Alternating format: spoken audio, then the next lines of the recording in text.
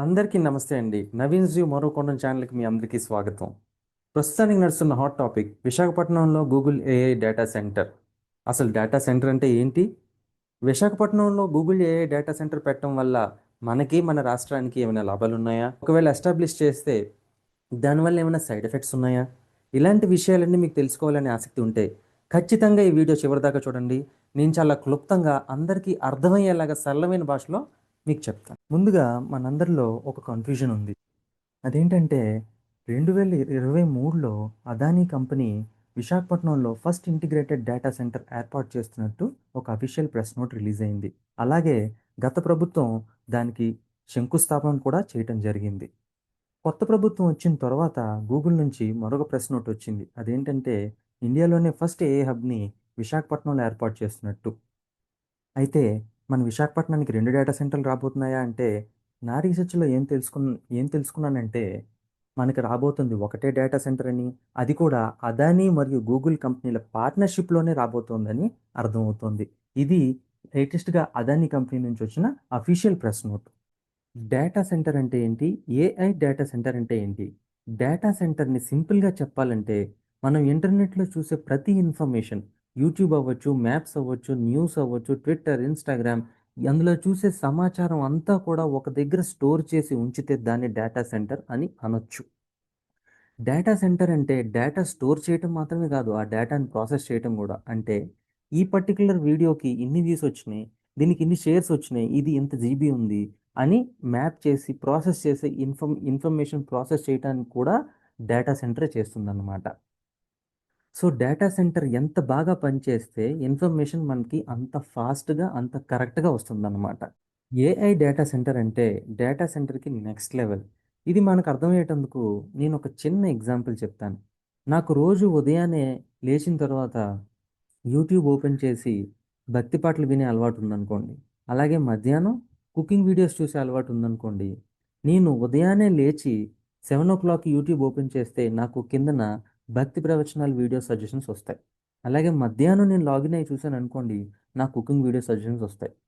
ఇది ఎలా సాధ్యం అంటే, AI data centres artificial intelligence సహాయంతో నా డేటాని రీడ్ చేసి, అంచనా వేసి మరీ సజెషన్ ఇస్తుందన్నమాట. అంటే గత 30 రోజులుగా నేను చూస్తున్న డేటాని మొత్తం తీసుకొని ప్రాసెస్ చేసి, ఓహ్! ఈ టైంలో తిను ఈ వీడియోస్ చూస్తాడని అనలైజ్ చేసి, అది నాకు ప్రాంప్ట్ అయ్యేలాగా చేస్తారనమాట. సో, ఇది ఏఐ డేటా సెంటర్ అంటే. సో, ఇంత పెర్ఫార్మన్స్ ఉంది కనుక ఏఐ డేటా సెంటర్స్‌లో హై పెర్ఫార్మన్స్ సీపీయూస్ అవసరం అవుతాయి. హై కాన్ఫిగరేషన్ ఉన్న సర్వర్స్ యూజ్ అవుతాయి. అలాగే అడ్వాన్స్డ్ కూలింగ్ సిస్టమ్, అలాగే తక్కువ లాటెన్సీ అంటే ఫాస్ట్‌గా ప్రాసెస్ చేయే కెపాసిటీ ఉండే సర్వర్స్ అవసరం అవుతాయన్నమాట. ఏఐ డేటా సెంటర్ విశాఖపట్నానికి రావటం వల్ల మన రాష్ట్రానికి జరిగే మేలేంటంటే సపోర్టింగ్ ఇండస్ట్రీస్. ఒక ఏఐ డేటా సెంటర్‌కి 1 gigawatt powered AI data centre అంటే దానికి చాలా పవర్ యూజ్ అవుతుంది.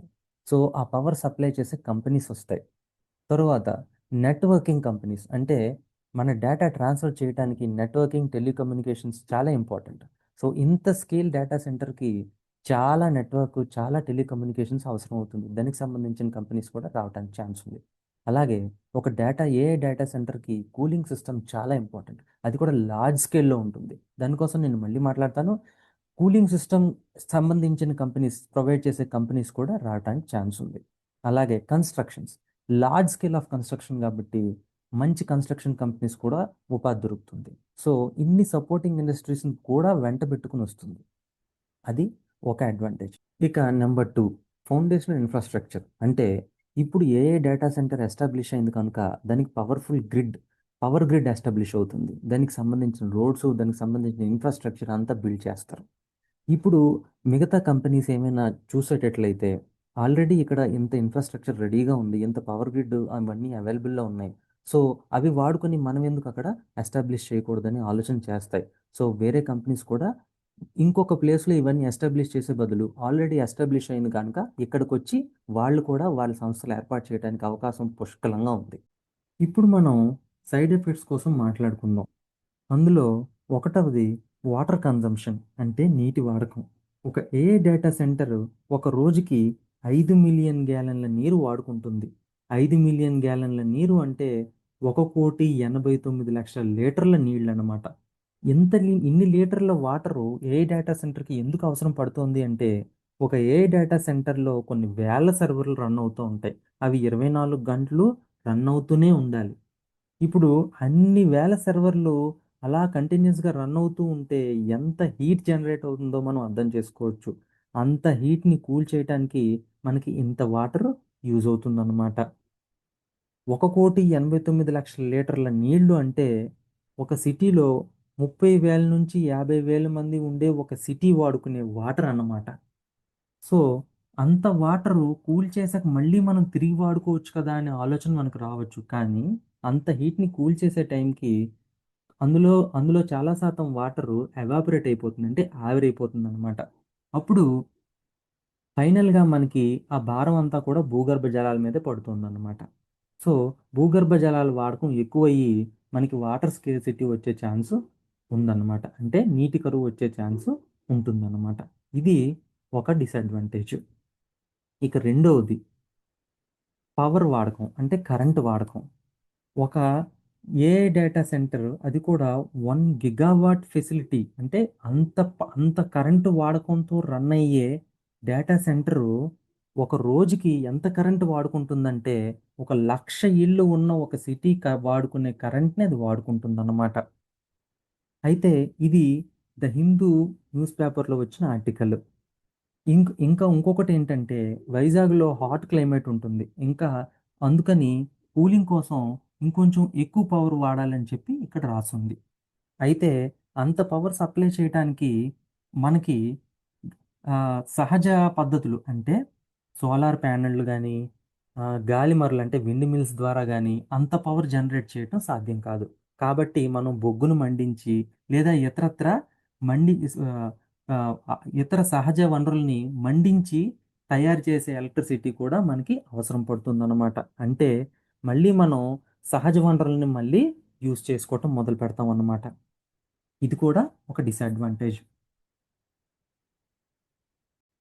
ఇప్పటిదాకా మనం డేటా సెంటర్ ఏర్పాటు చేయటం వల్ల మనకు కలిగే లాభాలు, మనకు కలిగే సైడ్ ఎఫెక్ట్స్ గురించి మాట్లాడుకున్నాం. చివరగా నేను చెప్పేదేంటంటే, ఏఐ డేటా సెంటరు విశాఖపట్నంలో పెట్టటం వల్ల మన విశాఖపట్నం చాలా ఫాస్ట్‌గా అభివృద్ధి చెందుతుంది. అందులో సందేహమే లేదు. అయితే ఇక్కడ మన ప్రభుత్వాలు కొన్ని జాగ్రత్తలు తీసుకోవాల్సి ఉంటుంది. నంబర్ 1 ఏఐ డేటా సెంటర్ కూలింగ్‌కి ప్రస్తుతానికి భూగర్భ జలాలను వాడుతున్నారు. అలా కాకుండా సముద్ర జలాలు ఉపయోగించి కూలింగ్ చేసే టెక్నిక్‌ని మనం అభివృద్ధి చేయాల్సి ఉంటుంది. దాని మీద మనం ఇప్పటి నుంచే ఇన్వెస్ట్ చేయాలి. మేధస్సుని, డబ్బుని కూడా. అప్పుడు భూగర్భ జలాలు అడుగంటిపోతాయనే భయం మనకి ఉండదు. Number 2 power generation. Power generation 100% AI data సెంటర్‌కి కావాల్సిన 100% పవర్‌ని నేచురల్ రిసోర్స్ నుంచి మనం ఎలా జనరేట్ చేయగలం అన్న దాని మీద కూడా మనం ఇన్వెస్ట్ చేయాలి. అంటే సాధ్యమైనంత వరకు wind mills, solar panels, dam నుంచి జనరేట్ చేసే పవరు వీటిని ఉపయోగించి మనం పవర్ సప్లై చేయగలమా? ఎలా చేయాలంటే ఏం చేయాలి? అనే పద్ధతిలో మనం ఇన్వెస్ట్ చేయాలి. Number 3 corporate social responsibility. అంటే ఏదైనా ఇలాంటి ఒక పెద్ద ఇన్వెస్ట్‌మెంట్ సంస్థ మన విశాఖపట్నంకొచ్చి ఎస్టాబ్లిష్ అయింది అంటే, మన ప్రభుత్వాలు వాళ్ళ మీద ఒక ఆంక్ష కూడా పెట్టాలి. అంటే ఏంటంటే, సామాజిక బాధ్యత కార్పొరేట్ సోషల్ రెస్పాన్సిబిలిటీ కింద వాళ్ళు కొన్ని గ్రామాలను దత్తత తీసుకునేలాగా, లేదా కొంతమంది పిల్లల్ని చదివించేలాగా, ఏదో సమాజానికి కొంచెం వాళ్ళు తిరిగివ్వాలి. అలా అయితేనే వాళ్ళకిక్కడ పర్మిషన్ వస్తుంది అని ఒక కార్పొరేట్ వాళ్ళ సామాజిక బాధ్యతగా వాళ్ళు నెరవేర్చాలి అని మనం ఒక కండిషన్ గనుక పెట్టినట్లయితే, దానివల్ల చుట్టుపక్కల ఉండే ప్రాంతాలకి లేదా మనకి ఖచ్చితంగా ఏదో ఒక అడ్వాంటేజ్ ఉంటుంది. మీరు ఈ వీడియో చూసి కొత్త విషయం గనుక తెలుసుకున్నట్లయితే నేను చాలా సంతోషిస్తాను. ఇలాగే మీ ఫ్రెండ్స్, ఫ్యామిలీకి ఇలాంటి కొత్త విషయాలు మీరు తెలియజేయాలి అనుకుంటే ఈ వీడియోని వారికి షేర్ చేయండి. Thank you for watching. Please like, share and subscribe.